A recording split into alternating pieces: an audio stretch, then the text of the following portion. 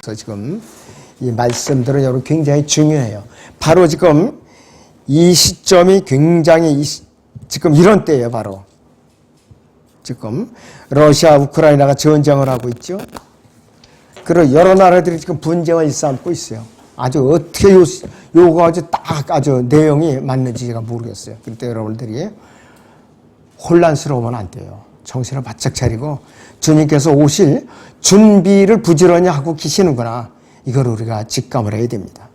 그래서 제가 이제 이 마가복음 본문 13장 5절 13절 말씀에 근거해서 그리스도의 지상 재림의 징조와 혼동하기 쉬운 것들 이렇게 제목을 붙인 거예요. 자, 그런데 첫째는 거짓 그리스도들이 여기저기서 막 나타납니다. 거짓 그리스도들. 5절 6절을 다시 보시면은 예수께서 그들에게 대답하여 말씀하시기를 시작하시더라. 아무도 너희를 미혹하지 못하도록 주의하라. 많은 사람이 내 이름으로 와서 말하기를 내가 그리스도라고 말하며 많은 사람을 미혹하리라 그랬습니다. 바로 이 시대예요. 지금 거짓 메시아들, 거짓 선지자들이 비극적인 이야기로 점철되어 있어요. 근데 이들은 공통점이 있어요. 아주 무지하게 열정적이에요. 여러분들 이단교리 가진 사람들 보여요. 여호와의 증인이라든지 그 다음에 또 이만희 그 무리들 있죠. 무지무지하게 열심히 합니다. 아주. 대순진리에도 마찬가지고. 그러는데 이 사람들은 제자들을 속이는 자들, 즉 그리스도인들을 속여오고 있는 자들이에요. 그리스도인들을. 예수 그리스도께서는 거짓 선지자들에 대해서 경고하고 계시고 바울도 그랬고 요한도 그랬었어요. 마태복음 7장 15절에서 20절을 봅니다. 거짓 선지자들을 조심하라. 그들은 양의 옷을 입고 너희에게 나오나 속은 약탈하는 일이들이라. 너희는 그들이 열매로 그들을 알게 되리니 사람이 가시나무에서 포도를 또 엉겅퀴에서 무화과를 거둘 수 있겠느냐. 이와 같이 좋은 나무마다 좋은 열매를 맺고 나쁜 나무는 나쁜 열매를 맺느니라. 좋은 나무가 나쁜 열매를 맺을 수 없으며 나쁜 나무가 좋은 열매를 맺을 수 없느니라. 좋은 열매를 맺지 못하는 나무마다 찍혀 불 속에 던져지리라. 그러므로 너희는 그들의 열매를 그들 알게 되리라. 여러분들 교리적으로 잘 분별해야 돼요. 교리적으로. 정말로 이 시대에도 열정적인 사람들은 너무나도 많이 있어요. 그런데 진리의 길을 이끌지 않고 있더라 이것이에요. 진리의 길로. 자, 사도 바울은 자기가 이제 마지막 때가 다가온 걸 알고 이제 체포되었고 이제 로마로 압송될 걸 알고서 이것을 예감하고 이렇게 경고를 했죠. 사도행전 20장을 봅니다. 28절에서 31절을 보죠. 그러므로 너희 자신을 조심하고 모든 양떼에게도 그리하라. 이들을 위해 성령께서 너희를 감독자 아들로 세우셨으며 하나님께서 자신의 피로 사시 하나님의 교회를 돌보게 하셨느니라. 또 내가 이것을 아는 내가 떠난 후에 흉악한 이리들이 너희 가운데로 들어와서 양떼를 아끼지 않을 것이며 또한 너희 가운데서도 사람들이 일어나서 왜곡되는 것을 말하여 제자들을 끌어내어 자기들을 쫓게 할 것이라. 그러므로 깨어있어 내가 3년 동안 밤낮으로 각 사람에게 쉬지 않고 눈물로 훈계하던 일을 기억하라 그랬어요. 근데 바울이 떠나자마자 바로 공격이 들어왔죠. 바로 공격이 들어왔어요. 사도 요한도 똑같은 경고를 했어요. 요한서 4장 1절부터 6절까지. 사랑하는 자들아 모든 영을 다 믿지 말고 그 영들이 하나님께 속하여 있는지 시험하라. 이는 많은 거짓 선지자들이 세상에 나왔음이니라. 하나님의 영은 너희가 이렇게 할지니 예수 그리스도께서 육신으로 오신 것을 시인하는 모든 영은 하나님께 속한 것이요 예수 그리스도께서 육신으로 오신 것을 시인하지 아니하는 모든 영은 하나님께 속하지 아니니 이것이 곧 적그리스도의 영이니라. 그것이 옳으라는 것을 너희가 들었으나 지금 그것이 이미 세상에 있느니라. 어린 자녀들아 너희는 하나님께서 속하였고 또 그들을 이겼으니 이는 너희 안에 계신 분이 세상에 있는 자보다 더 크시기 때문이라. 그들은 세상에 속하였으므로 세상에 관한 말을 하나니 세상이 그들의 말을 듣느니라. 우리는 하나님께 속하였으니 하나님을 아는 자는 우리의 말을 듣고 하나님께 속하지 아니한 자는 우리의 말을 듣지 않느니라. 이로써 우리가 진리의 영과 미혹의 영을 아느니라 그랬습니다. 벌써 사도 요한 시절에 AD 100년 이전에 영지주의자들이 침투한 거예요. 예수 그리스도께서 영으로만 왔다고 주장하는 자들. 그것이 바로 침투했던 거예요. 이것이 적그리스도의 영이라는 것이 이런 것들이. 그래서 아담 안에서 타락한 인간의 본성은 거짓말을 좋아하고 거짓말을 사랑해요. 그리고 과거에 비싼 교훈들은, 소중한 교훈들은 믿으려 하질 않죠. 영적으로 소경인 사람들은 인기 있는 지도자들을 쉽게 추종하죠. 삶의 문제에 대해서도 그들이 제시하는 것을 무조건적으로 맹종을 해요. 맹종.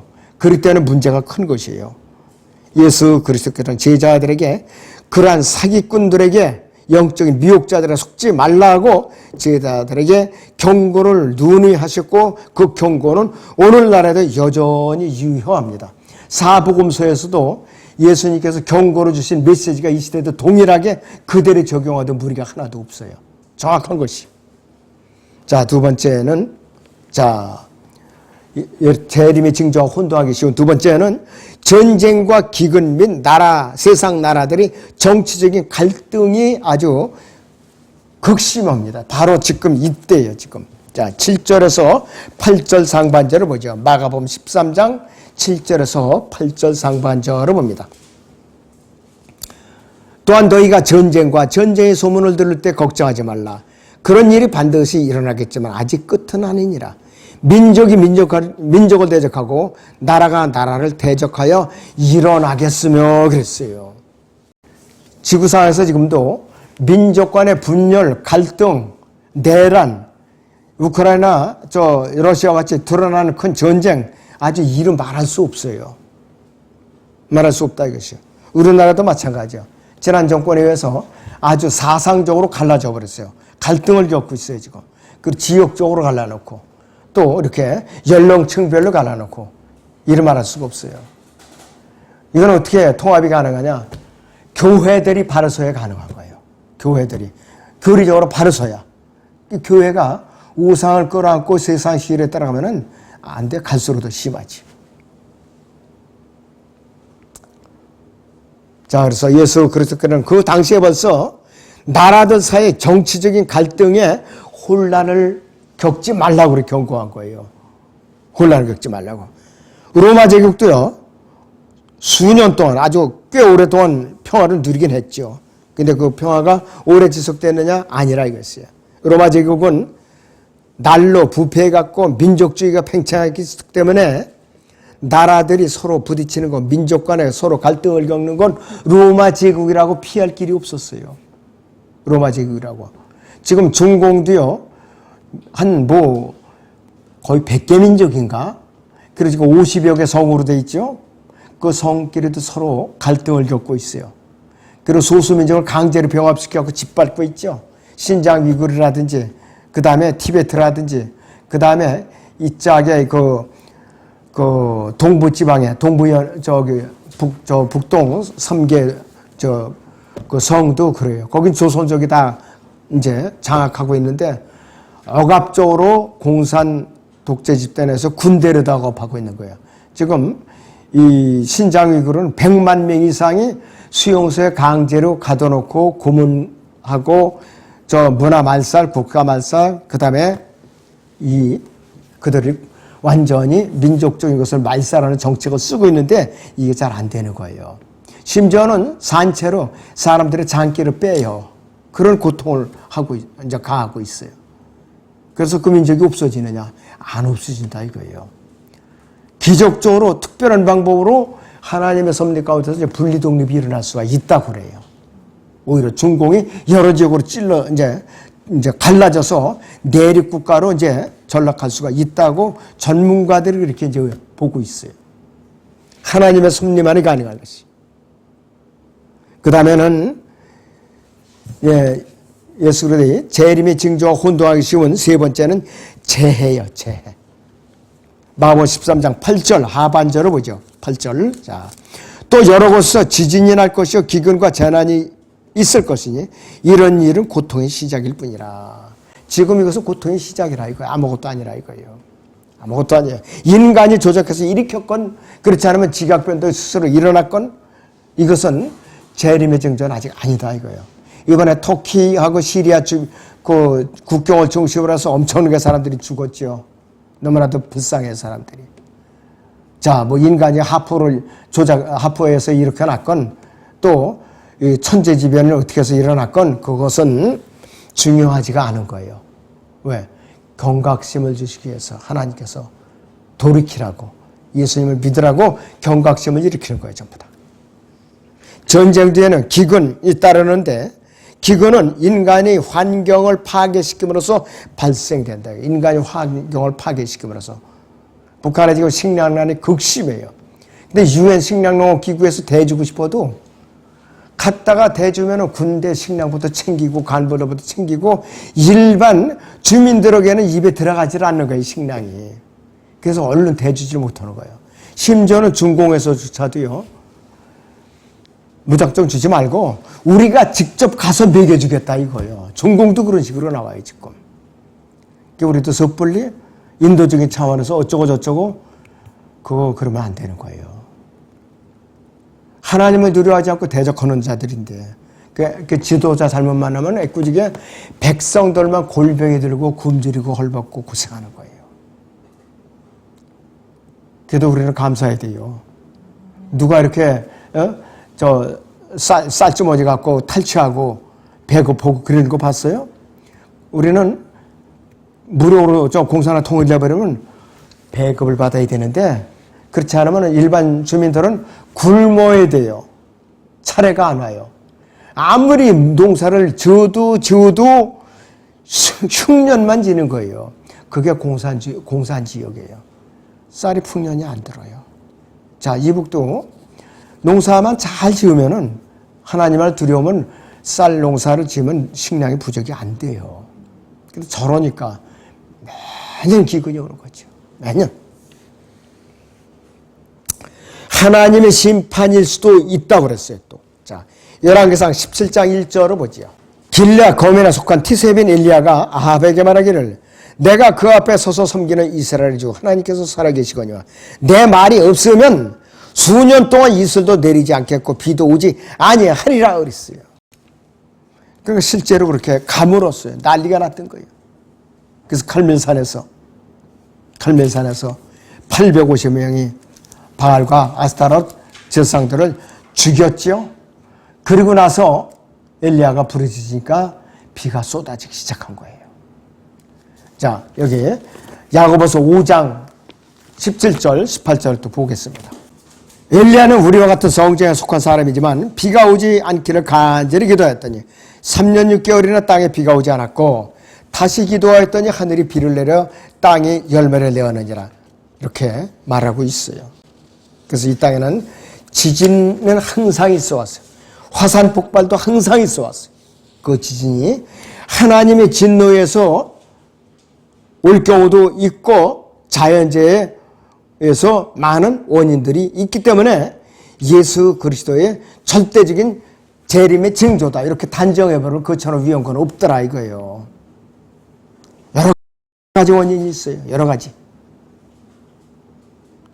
어떤 우리는 이거 무조건 이제 주님이 오실 때가 됐다, 이렇게만 단정하지 말고 제대로 참 주님의 일을 좀 하라 이거예요.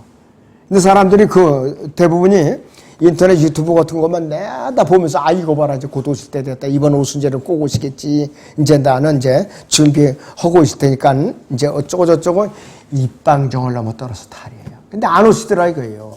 그냥 또 낙심하고 또 그러면 안 되는 거예요. 우리는 끝까지 내려오시더라도 오늘까지 내가 할 일을 최선을 다해서 해야 되는 거예요. 그 다음에 종교적인 박해가 있어요. 저 큰 환란 기간 오면 박해가 있는 거 아니에요. 마가복음 13장 9절에서 13절을 보죠. 너희는 스스로 주의하라. 이는 사람들이 너희를 공회들에 넘기고 회당들에서 매절할 것이기 때문이라. 또 나로 인하여 너희가 총독들과 왕들 앞에 불려가서 그들에 대해 증언하리라. 그래 먼저 복음이 모든 민족 가운데 선포되어야만 하리라. 그러나 사람들이 너희를 끌고 가서 넘겨줄 때에도 무슨 말을 할까 미리 염려하거나 생각해 놓지 말고 그 시각에 너희에게 주시는 말대로 말하라. 이는 말하는 이는 너희가 아니라 성령이심이라. 형제가 형제를, 아비가 아들을 죽음에 넘겨주며 또 자식들이 부모를 대적하여 일어나서 그들을 죽게 하리라. 또 너희는 내 이름으로 인하여 모든 사람에게 미움을 받으리라. 그러나 끝까지 견디는 자는 구원을 받으리라 그랬습니다. 그리고 본격적인 큰 환란은 14절부터 이제 언급이 되고 있는 것이에요. 네. 그리고 이제 우리 휴거와 성도들이 휴거와 큰 환란의 시작은 중첩해서 일어난다고 그랬어요. 중첩해갖고 딱 그냥 칼로 끊듯이 이렇게 구분되는 게 아니고 이렇게 오버랩, 영어로 오버랩이라고 그러죠. 중첩돼서 일어나더라 이거예요. 그러니까 우리는 각성해야 됩니다. 자, 그래서 성도들은 미혹하는 자들을 주의하고 피해야 할 뿐만 아니라 그들 스스로도 조심을 해야 된다 그랬어요. 공적으로나 사적으로나 점점 더 큰 박해와 반대에 부딪힐 거예요, 우리는. 그래서 성도들이 이러한 체험을 예수 그리스도로 증거할 기회로 삼는 것이에요. 이제 주님께서 오시려고 이제 가까이 오기 때문에 우리를 경각심을 불어넣어주기 위해서 사람들의 마음을 열어주기 위해서 이렇게 보이는 거라 그렇게 설명을 해야지. 이제 환란이 끝에 왔어. 그러면 왜 안 올라가느냐 이거예요. 그렇게 되면은 말이 안 되는 거지요. 자, 제자들이요 처음에 복음을 전할 때에 처음에는 박해가 어디서 시작되느냐? 예루살렘의 지방 법정, 헤롯 법정에서 시작이 됐어요. 그래갖고 나중에는 이제 바울은 카이사라에 있는 로마 총독의 법정에서 재판을 받았죠. 그러고 나서는 카이사에게 상소를 한다니까 로마 이제 황제에게까지 가서 재판을 받겠다고 갔던 거죠. 그 나중에는 이제 참수형으로 마감을 했다 이것이. 그래서 박해는 오히려 복음을 널리 선포하는 결과를 낳게 되고 성도들은 예수 그리스도를 위해서 고통을 받아야 되고 그러한 방식으로 그분의 복음이 널리 퍼져나간 것이에요. 터툴리안이라는 분은 우리는 당신에게 쓰러짐을 당할 때마다 배가 한다. 그 자신을 박해하는 자들에게 이렇게 말한 것이에요. 그리스도인의 피, 순교의 피는 씨앗이라, 복음이 씨앗이라 이거예요. 복음을 모르는 민족에게 전파하는 것은 예수 그리스도께서 그분의 백성들에게 주신 지상명령이에요. 지상명령. 가서 모든 피조물들에게 복음을 전파하라고 그랬죠. 여기서 끝은 큰 환란 때 그 시대의 끝을 의미하지만은 자, 이러한 평범한 사람들이 이 법관들과 총독들과 임금들을 대면하는 왕들을 대면하는 것은 쉬운 일이 아니지만은 예수 그리스도께서는 언제든지 증거할 기회를 얻을 때마다 성령께서 그들을 통하여 역사하실 것이라고 그들에게 확신을 주고 있는 것이에요. 마가복음 13장에 11절을 보세요. 그 순간에 누가 말씀을 주시는가? 그러나 사람들이 너희를 끌고 와서 넘겨줄 때에도 무슨 말을 할까 미리 염려하거나 생각해 놓지 말고 그 시각에 너희에게 주시는 말대로 말하라. 이는 말하는 이는 너희가 아니라 성령이심이라 그랬죠. 마태복음 10장에서 예수님께서 제자들을 파송할 때도 그랬죠. 그때부터 성령께서 주시는 말씀을 전하라고 그랬어요. 너희가 아는 지식대로 전하는 것이 아니라. 그래서 이 말씀은 진정으로 예수 그리스도를 증거하고 그분을 존귀하게 하는, 하기를 원하게 하는 모든 성도들에게 주시는 격려의 말씀이 아닐 수가 없어요.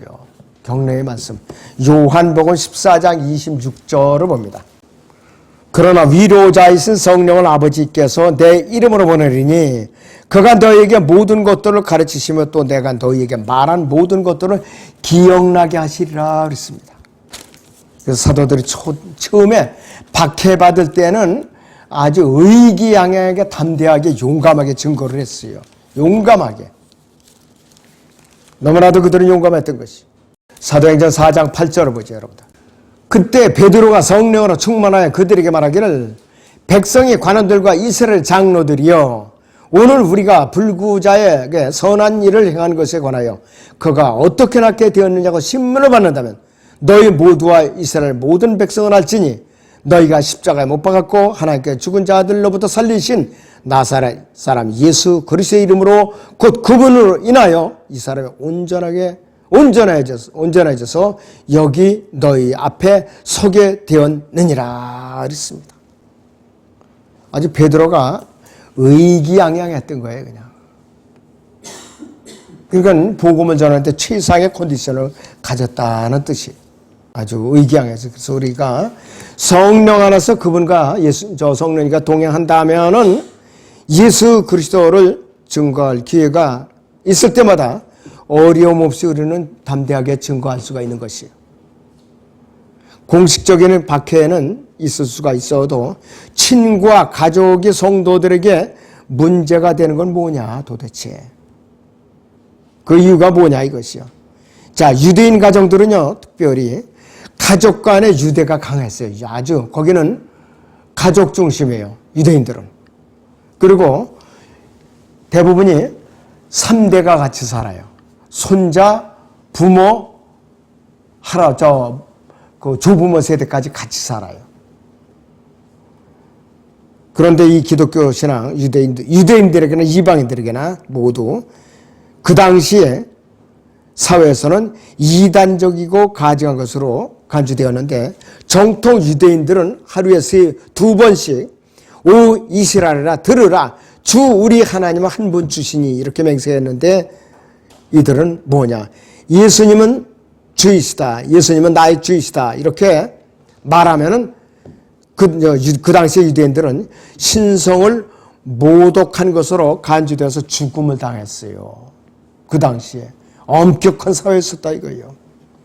로마 제국 시민들은 카이사가 주이다, 카이사는 나의 주다 이렇게 이제 입 밖으로 말을 내기를 기대했는데, 그렇지 않으면은 갖다가 잡아 가둔다 이거예요.